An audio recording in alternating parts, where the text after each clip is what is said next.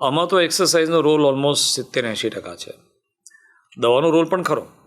શરૂઆતમાં નિદાન કરો તમે. હું હંમેશા દર્દીઓને કહું કે આ 20-20ની મેચ છે.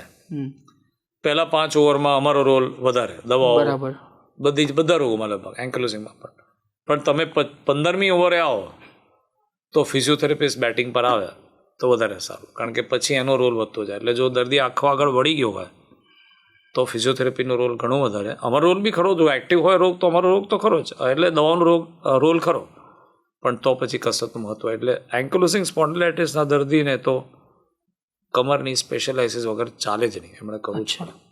તો એનો ઇન શોર્ટ એવું કહી શકાય કે દવાઓનો રોલ ખરો પણ એક્સરસાઇઝનો બી સૌથી મોટો રોલ છે, ને યુવાનો પણ આ બાબતે ધ્યાન રાખે વધારે મોટો.